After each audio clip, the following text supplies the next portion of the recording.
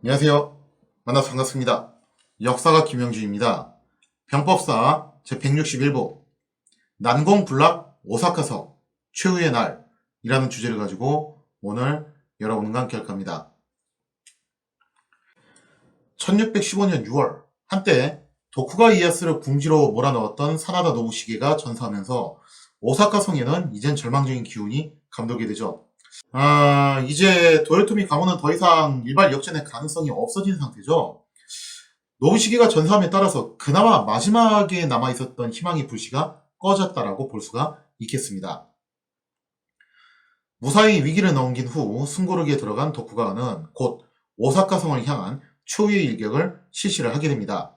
이제 마지막 숨통을 끊을 일만 남았죠. 더 이상 그 어떠한 꼼수도 속임수도 필요 없습니다. 오로지 힘 대 힘으로 상대방을 찍어 눌러서 누가 진정한 승자인지를 보여주는 그 마지막 절차만 남았다라는 거예요. 히데요리 군은 오사카의 성벽에 의지해서 마지막 저항을 시도를 하게 됩니다. 하지만 이미 괴물딱지 같았던 그 깊고 넓은 해자 그리고 사나다 마루가 무력화된 상태에서 이 상태에서는 사실은 그냥 낙성은 거의 시간 문제라는 거예요. 언제 아작이 나냐 그 타이밍만 남았을 뿐이라는 거죠.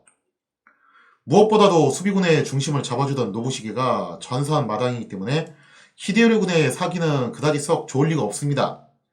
게다가 총대장인 히데요리는 이러한 난국을 수습할 능력이 전혀 없는 인물이었죠. 그냥 천상 부잣집 도련님 귀공자였어요. 그래서 상황은 계속 절망적으로 흘러가게 되는데 잠시 후 도쿠가와군은 예정된 대로 맹렬하게 오사카성을 향해서 공격이 들어오기 시작합니다.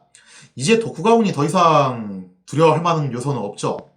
괴물딱지 같았던 해자와 사나다 마루는 무력화되었고 또 한때나마 도쿠가와 이에야스를 궁지로 몰아넣었던 사나다 노부시게는 죽고 없고 더군다나 지금 오사카성의 수비 병력도 지난번 겨울 전투에 비해서 반토막이 나 있는 상태예요. 이런 상황에서 이제 남은 것은 오사카성을 얼마나 빨리 함락시킬 것이냐 그것만 남아있다는 거예요. 자 그러면서 도쿠가와 군대는 거칠 것 없이 오로지 공격에 공격을 거듭해서 오사카성을 함락시키기 위해 그야말로 파상 공세를 거듭했다는 거죠.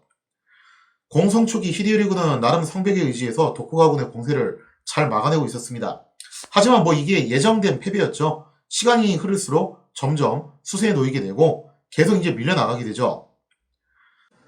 자, 드디어 운명의 날이 됐습니다. 6월 4일 치열한 공성전 끝에 마침내 도쿠가와 군이 오사카의 성 남쪽 문을 갖다가 돌파를 하게 되면서 오사카 성의 운명은 그렇게 결정이 되었죠. 히데요리 군은 마지막 순간까지 시가전을 벌이면서 처절하게 저항을 했죠. 왜냐면 도쿠가와 군이 이거 항복을 안 받아줄 거라는 게 거의 뻔한 상황이거든요. 그러니까 전국시대 때부터 일본에 있었던 룰이 뭐였냐면은 처음부터 항복을 하면은 그래도 곱게 끝나는데 마지막까지 저항을 하다가 성문이 뚫려가지고 함락을 당했다라고 하면은 거기에 대한 이제 상응하는 보복 조치로 험한 꼴을 당한다는 거예요. 약탈, 학살, 강간, 방화 이런 게 거의 뭐 예정된 수순처럼 진행이 된다는 거죠. 그래서 임진왜란 당시에도 대표적으로 이제 진주성 전투가 그랬잖아요. 버티고 버티다가 끝내 성이 뚫리자 상당히 이제 엄청난 사륙전이 전개가 됐다는 겁니다. 그러니까 이게 도요토미 대시의 명령 때문에 그랬다라고는 하지만 그게 아니었어도 이런 일들은 전국시대에서 굉장히 비일비재하게 발생을 했다라고 볼 수가 있죠.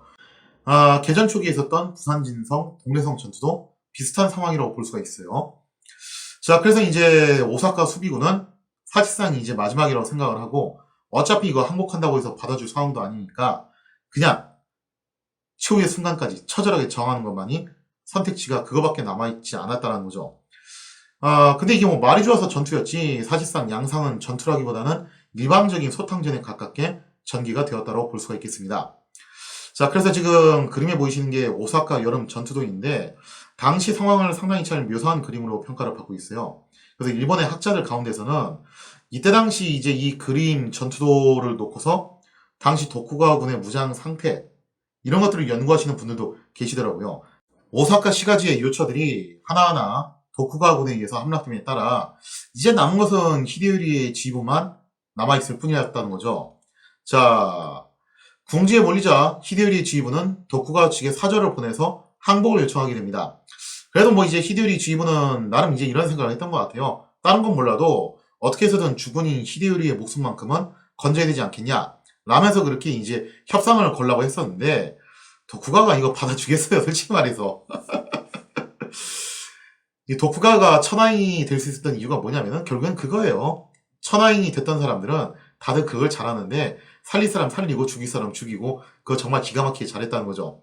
도쿠가 입장에서는 히데리는 어떤 식으로든 제거를 해야 되는 대상이었다는 거죠. 그러니 이거를 받아줄 리가 만무했다는 겁니다. 당시 히데리는 도쿠가와의 손녀인 센히미하고 혼인을 했었어요. 그래서 이게 도요토미 히데요시, 오다 노부나가, 도쿠가 이에야스 세 집안이 정말 얽히고 설키고 정략 결혼 무지하게 복잡하게 했는데 그 결정판이 사실상 히데요리와 센히메의 혼인이었죠.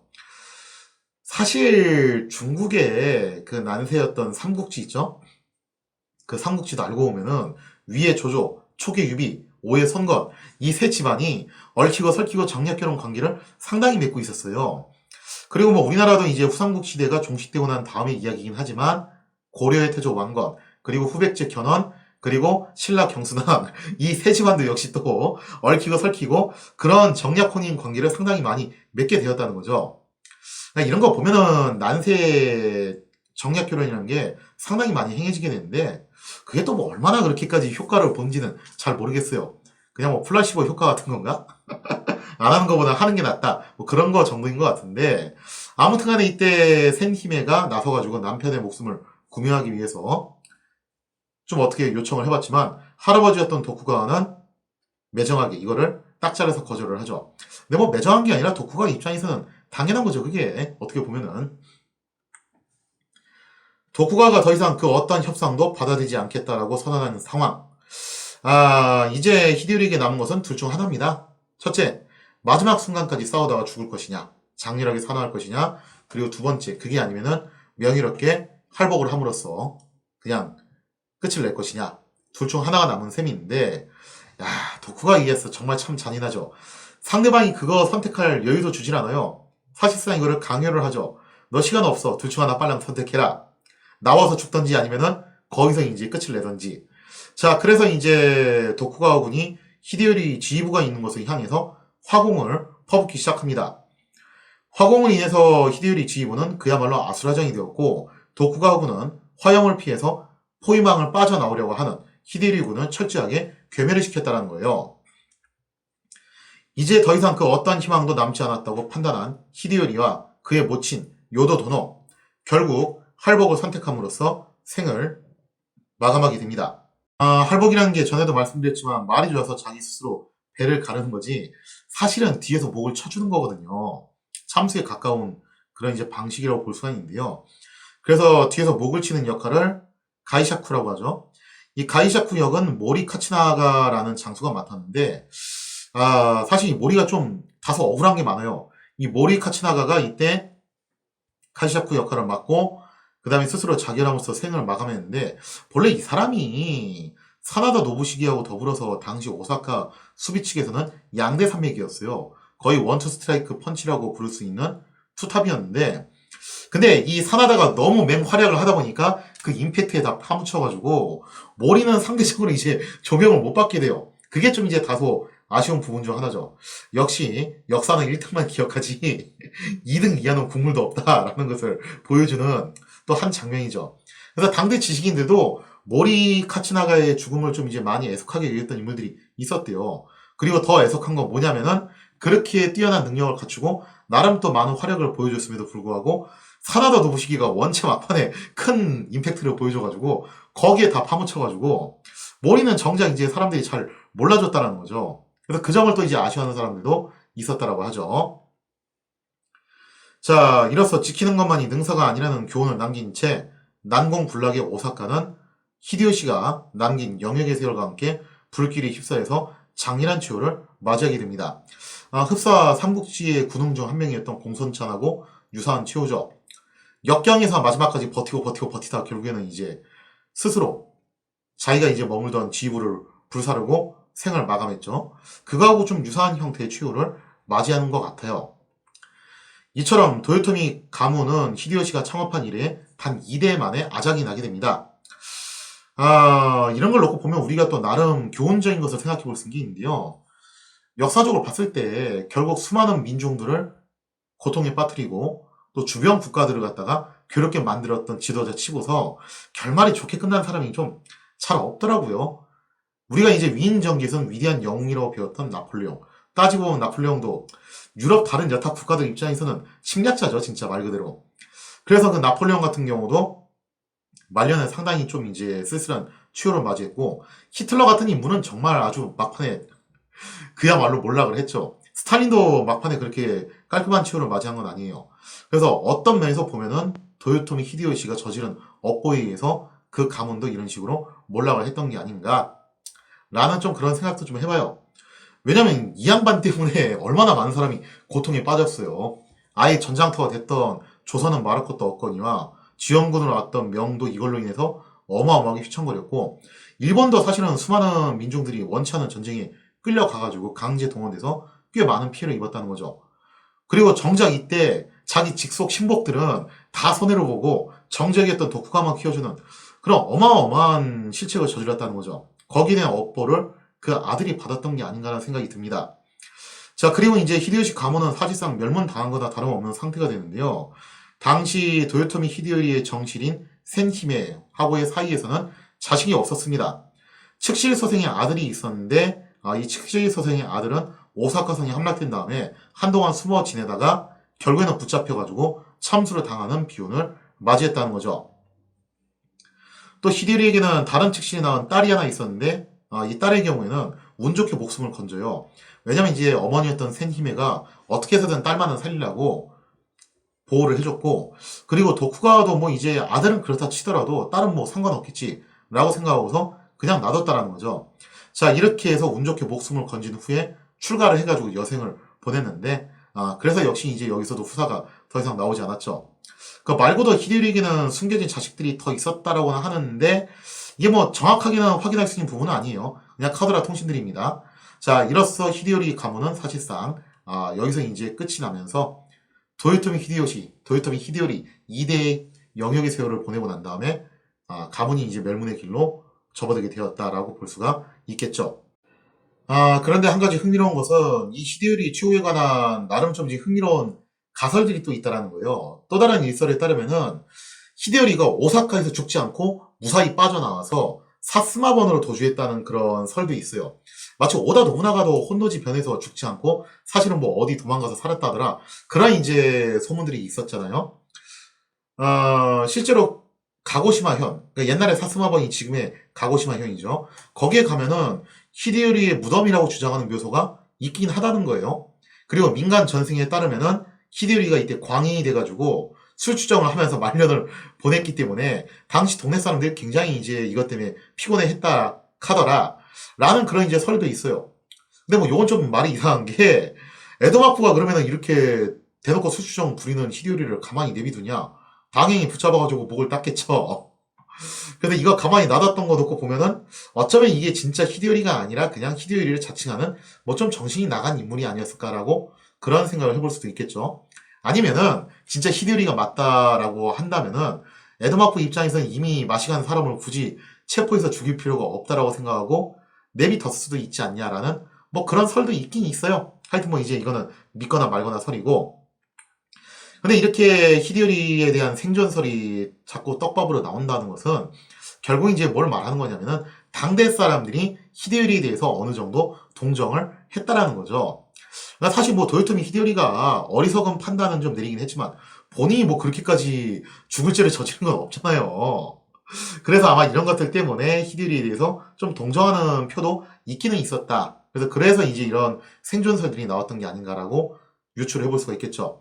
그러니까 도쿠가와 입장에서는 히데요리를 어떻게 해서든 제거를 해야 되는 이유가 여기서도 또 확실하게 나오는 겁니다.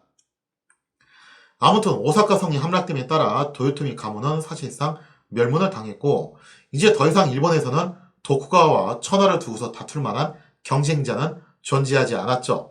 이제 완벽하게 도쿠가 이에스의 에도마쿠가 천하를 주도하는 시대가 열리게 되었다는 겁니다.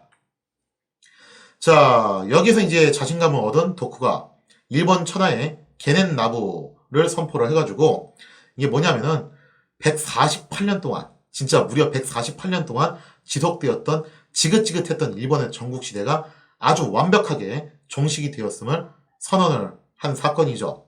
좀 코로나도 이렇게 종식이 됐으면 좋겠어요.